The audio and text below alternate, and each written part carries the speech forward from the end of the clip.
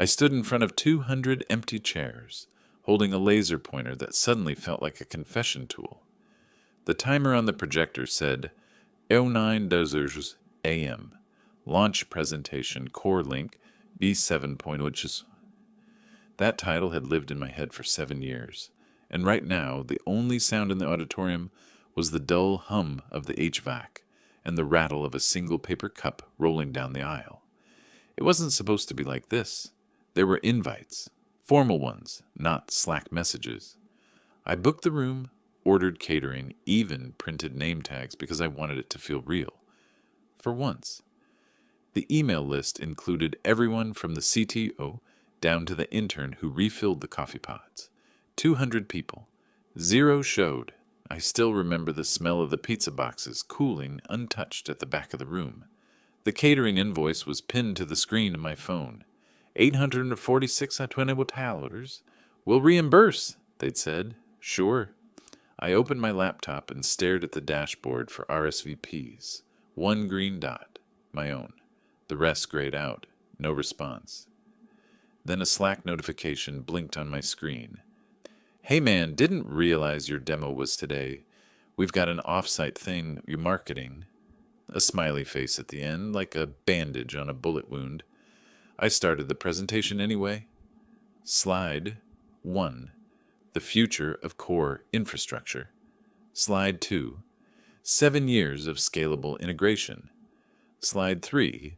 A photo of my team, or what used to be a team, before they'd been shuffled across departments, swallowed by reorganizations, replaced by people who communicate better. My voice echoed off the walls. It was surreal, hearing it bounce back at me with that metallic hollowness. At minute 12, I stopped pretending and just started talking. Not to anyone, just out loud. I built this system because I thought if something worked perfectly enough, people would see it. I thought visibility was a natural consequence of doing things right. The clicker trembled in my hand. I thought wrong. I looked at the code snippet on the screen, the one that used to keep entire services from collapsing during peak traffic. I'd written it on a New Year's Eve alone, while my girlfriend texted me pictures of fireworks from her sister's party. She left me 2 months later, said she never felt like she was dating a person, just a placeholder with a laptop. 7 years. I gave 7 years to something that was never even listed in the company's core initiatives. Every time funding got tight, they'd cut support, except the system never broke, so they forgot it existed. I kept it alive like a secret heartbeat under layers of bureaucracy. The first time someone stole my credit was in year 2. A director used my slides in a board meeting and called it the result of cross-department collaboration. I watched him from the back of the room. When the applause came, I told myself it didn't matter, that someday they'd know. Someday was supposed to be today. At 09:23 a.m., I refreshed the chat window. No one joined the live stream. The little green dot next to the CTO's name flickered off. I could see his status change. Out of office. Annual offsite. They scheduled the offsite today. The same slot I'd booked 6 months in advance. The thing about betrayal is that it's not loud. It's quiet. It looks like polite excuses, postponed meetings, emails that never get replies. It looks like everyone being just a bit too busy to care. I sat down on the edge of the stage, looked at the rows of empty chairs, and laughed. Not the angry kind, but the kind that comes from finally understanding something simple and ugly. They hadn't forgotten. They'd chosen not to come. The mic was still live, feeding to a company-wide stream that no one was watching. I leaned closer, voice low, steady.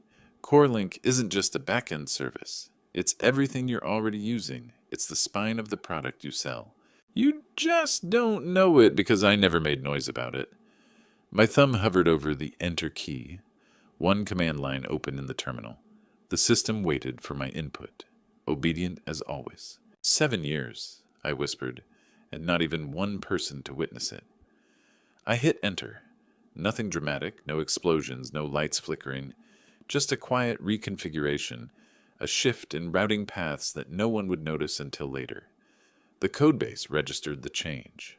Ownership metadata, license headers, repository branch names, small details with big implications. Somewhere above me, the building's main elevator dinged. For a second, my heart jumped. Maybe someone was coming. But it was just the janitor, pushing a mop, glancing inside, then moving on. The clock hit 10 a.m. I closed the laptop. When I left the auditorium, I didn't turn off the projector. The light kept beaming against the empty wall, illuminating dust in the air. The only witnesses I had left. In the hallway, voices echoed from a conference room down the hall. Laughter, someone shouting, "Team photo!" I walked past, unseen. 7 years of building something invisible. And in the end, I realized I had become just like it. Tomorrow, though, they'd see. Tomorrow was already written. In the logs, in the comments, in the license headers I'd quietly updated last night. But for now, I walked out into the parking lot, the morning sun reflecting off 1,000 tinted windows that hid every face that hadn't shown up.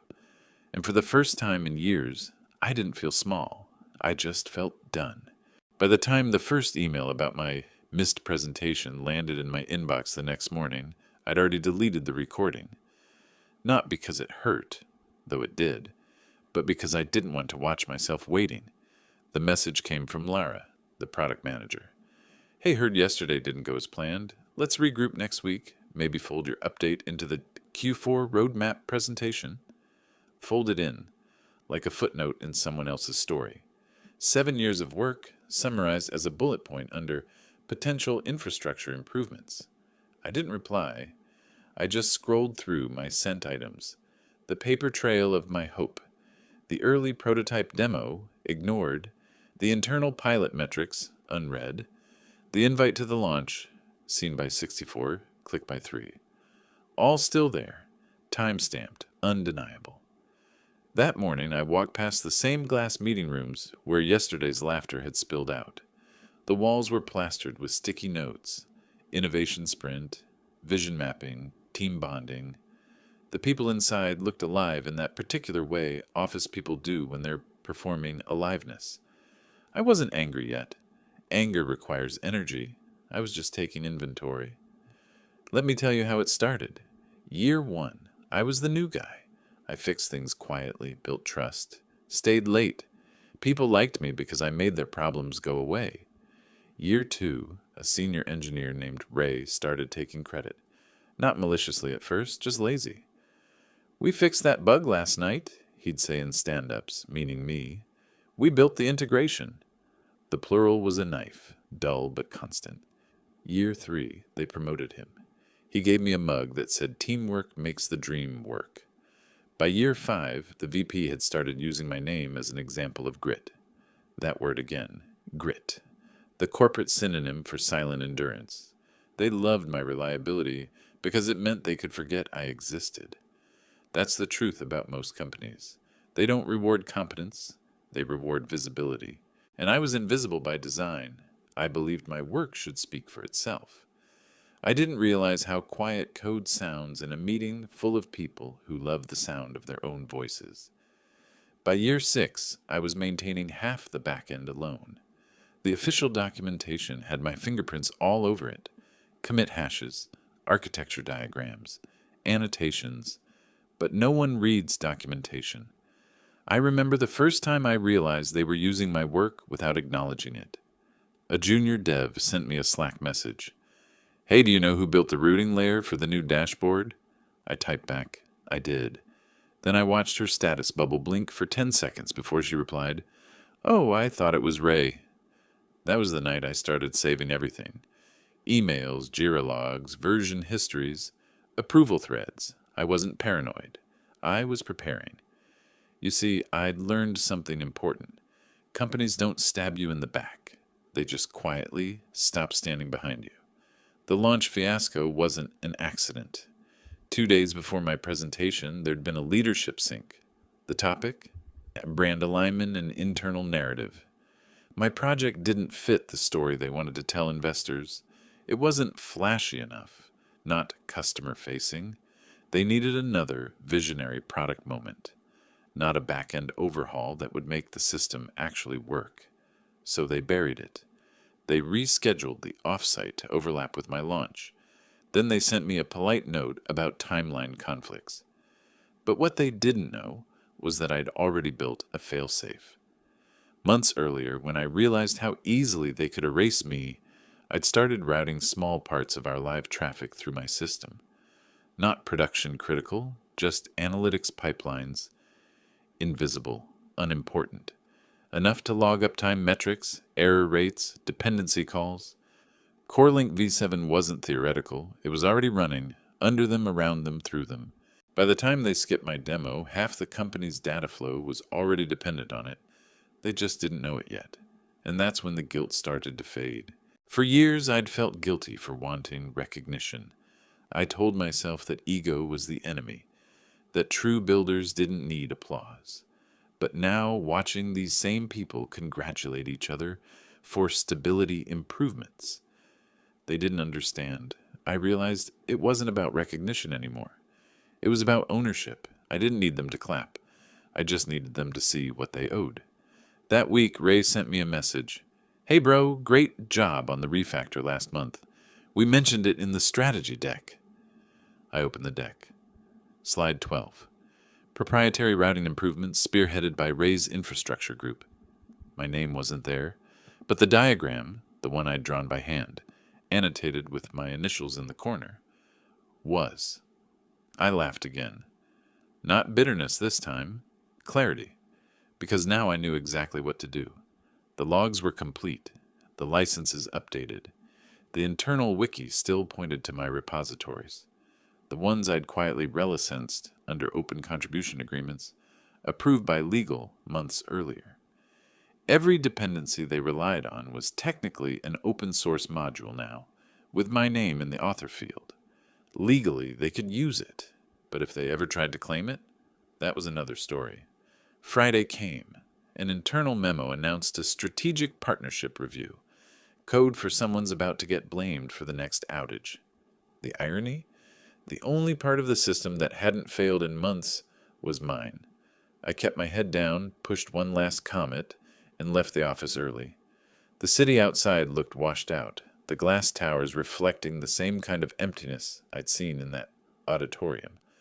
By Sunday night, they'd break something. I could feel it. The arrogance, the speed, the carelessness. And when they did, CoreLink would light up. Every log, every process, every hidden path would trace back to one person, the ghost they'd ignored. For 7 years, I'd been silent. Now, silence was my weapon. Tomorrow, the company would learn what invisibility can do when it finally decides to be seen. By Monday morning, the company was already bleeding quietly. Not publicly, not yet, but I could feel it in the latency graphs before anyone else did. The colors on the dashboard shifted from calm greens to nervous yellows, a storm brewing under polished dashboards and fake smiles. The cause was simple. Marketing had promised a live interactive analytics experience for a major client demo. They built it on top of the old brittle stack, the one CoreLink was supposed to replace. They wanted speed and glamour. They got noise. At 8:43 a.m., the first alert hit. Timeout errors detected in Node 14 cluster. By 9 support tickets began to drip in. By 9:15, the VP of Engineering, Carver, sent out a company-wide message that sounded like calm leadership if you didn't know how to read panic in between words. Small hiccup on the analytics side. Team's on it. Please avoid deploying anything until further notice. That line, until further notice, was always code for we have no idea what's happening. I knew exactly what was happening. They'd overloaded a module that was never meant to handle real-time traffic. They'd ignored the architecture I'd built precisely to prevent this. They'd cut corners for presentation slides. I didn't step in right away. I just watched. Watched them scramble, form emergency huddles, ping random engineers, and copy-paste logs into Slack like prayer scrolls. Ray posted a thread. Can someone confirm if CoreLink was ever actually merged into prod? We can't find the repo. No one answered. Of course they couldn't. I'd renamed it months ago, hidden in plain sight under a maintenance namespace. Utils internal V7. A joke, really. Everyone ignores anything that looks like maintenance. At 10:32, Lara tagged me. Hey, you were working on the routing stuff, right? Can you take a quick look? I stared at the message. The same person who'd ghosted my invites now suddenly remembered my name. I typed back, "Sure. Give me access to the main error logs." 10 seconds later, the permissions updated. The irony didn't escape me. They were giving me the keys to the kingdom I'd built. Inside, the logs told a story so clear it could have been poetry. Bad routing paths, mismatched dependencies, and at the center, a missing API key tied to my old credentials. They'd revoked my access last quarter to streamline roles. Turns out, they'd revoked the only key that held the system together. I didn't fix it, not yet. I just documented it. Screenshot after screenshot. Timestamp after timestamp. Every crash, every patch attempt, every bad call. By noon, executives were pacing. The client, a global retailer worth millions, couldn't load their analytics dashboards. The outage timer had passed the 2-hour mark. SLA penalties kicked in at 3. Then the chat blew up. Does anyone know who still has access to the legacy routing logs? We think it was handled by Infraops. Infraops says it was deprecated last quarter. Check with engineering. I think what's-his-name built it. That last one. What's his name? I opened the project terminal. My cursor blinked against a field of static code, waiting like a coiled animal. One command, one deploy, and the entire network would stabilize in seconds. But I didn't hit enter. Not yet. At 2:04 p.m., the VP himself appeared in my DMs. Hey, heard you were close to this routing thing. Any chance you could jump on a call? We're in a bit of a bind. I read it twice. The man hadn't said my name aloud in 2 years. Sure, I typed. Send the link. The meeting window opened to a grid of faces. All the ones who hadn't shown up to my launch. Their backgrounds were blurred, but I recognized the expensive silence of panic. Carver started talking. We're seeing an unexpected failure cascade.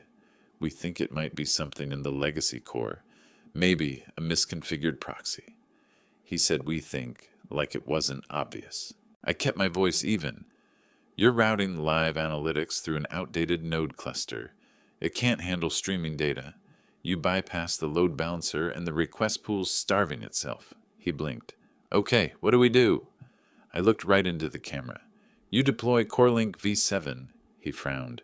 That's your project? Yes, I said. The one you skipped last Friday. No one spoke for a moment. Even through the screen, I could feel the heat of their discomfort. Lara finally broke the silence. Can we still use it? I thought it wasn't integrated. It is, I said. Half your data already runs through it. You just don't know it yet.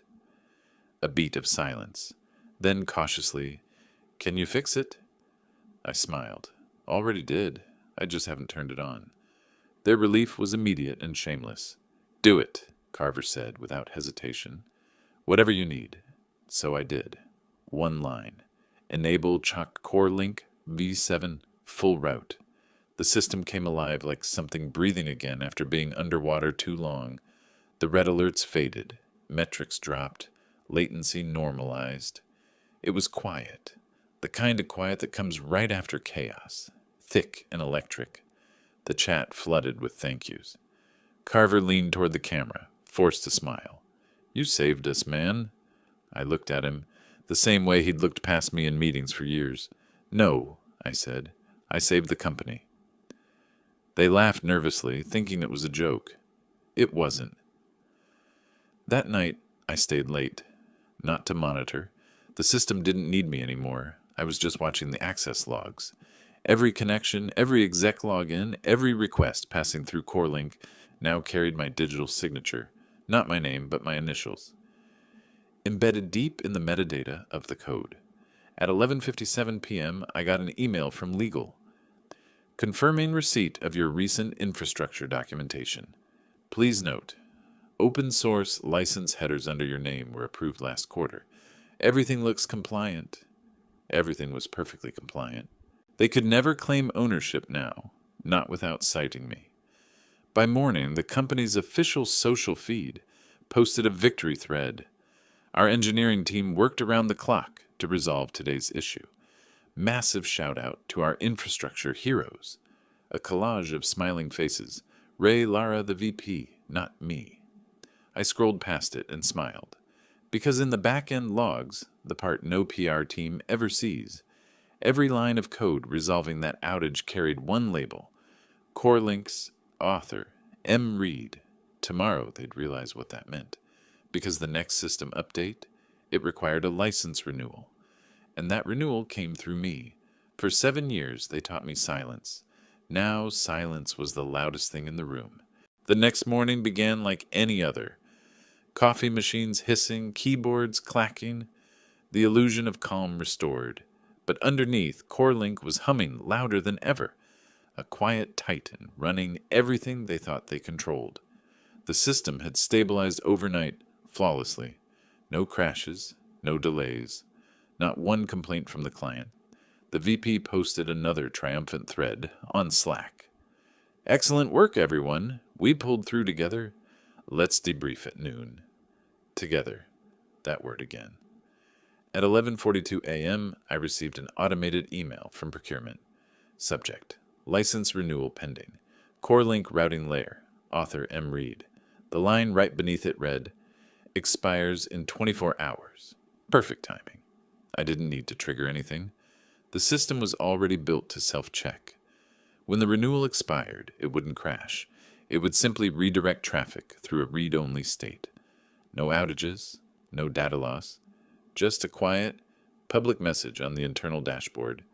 License expired. Contact author for renewal. I watched the clock tick closer to noon. The company cafeteria was louder than usual, the sound of people mistaking relief for success. Ray was there, laughing too loudly, clinking his water bottle with Lara's coffee cup.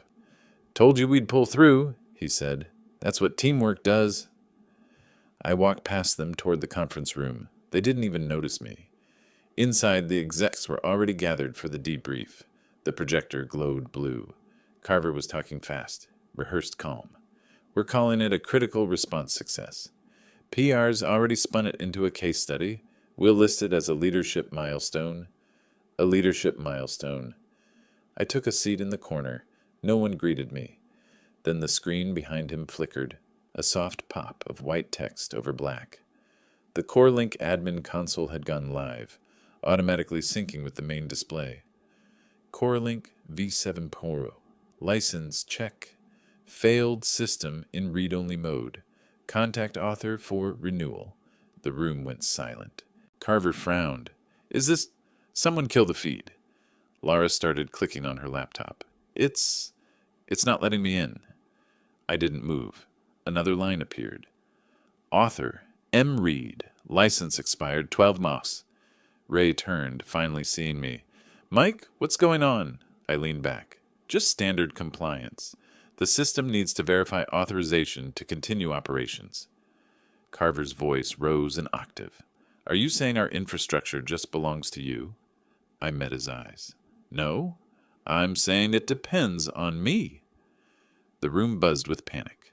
Calls started. Legal, IT, CTO. None of them could bypass the lock because CoreLink wasn't a product. It was an integration layer woven through every endpoint they'd ever shipped. You can't hold the company hostage, Lara said, trying for calm, but her hands were trembling. I'm not, I said. The license is open source. Anyone can renew it. Carver blinked. So do it. I already did, I said. Just not for this company. And then I told them the part they hadn't seen coming. 3 months earlier, when I realized they'd bury my work, I filed a spin-out license. An independent non-profit collective. Open governance, transparent access. It wasn't a competitor, not legally, but it had one product, CoreLink. The same system now running their backbone. All under a publicly accessible license. Anyone could use it for free, except commercial entities that claimed original ownership without attribution. The clause was clear. If they wanted to keep using it, they'd have to sign a renewal contract through the new entity. Carver's face drained of color. You can't. I can, I said. You approved it. Legal signed off months ago. Lara looked like she was trying to breathe through concrete. You did this on purpose. I nodded once. You all did. The room erupted, overlapping voices, blame flying in every direction. The same people who hadn't shown up to my launch now shouting to prove they were part of the story. I stood, picked up my laptop, and walked toward the door. Where are you going? Carver barked. To lunch, I said. With the people who showed up? Outside, the air was sharp, the kind that feels like it could cut glass. My phone buzzed, an email from the client, the one who'd suffered through the outage. We'd like to move forward with your CoreLink framework directly. Are you available for a meeting this week? I smiled. At 4:00 p.m., news broke internally. The company's core infrastructure team was temporarily suspending analytics operations for compliance review. The PR tone was corporate poetry for "We lost control." By sunset, I was gone. Badge surrendered, account access disabled. But CoreLink kept running, clean and steady, now under a new domain, corelink.io. That weekend I held another launch. Smaller this time. 10 people in a co-working loft, laptops open, pizza boxes stacked like trophies. My name wasn't projected on a wall. No catering invoice waiting in drafts. Just quiet laughter, glowing monitors, and people who believed in the work. Someone raised a beer and said, "To second chances." I thought about that empty auditorium, the cold pizza, the echo of my own voice saying I built this because I thought they'd care. Turns out they just weren't the right they. The camera we'd set up for the new stream went live automatically. The chat filled slowly. Strangers from forums, freelancers, open source devs, small teams around the world. Who built this? Someone asked in the feed. The moderator typed back. A guy who invited everyone once, and nobody came. I took a breath, hands steady on the keyboard, and typed the first line of code into the shared console. Deploy CoreLink live. v1.0 public. The screen lit up. The room erupted in quiet cheers. For the first time, I wasn't building to be seen. I was seen because I'd built. Outside, the city lights flickered like 1,000 monitors. Somewhere across town, in a glass office, someone was probably still trying to figure out why their dashboards wouldn't load. I didn't wish them harm. I didn't need to. Some lessons don't need revenge. They just need proof. And mine was running perfectly.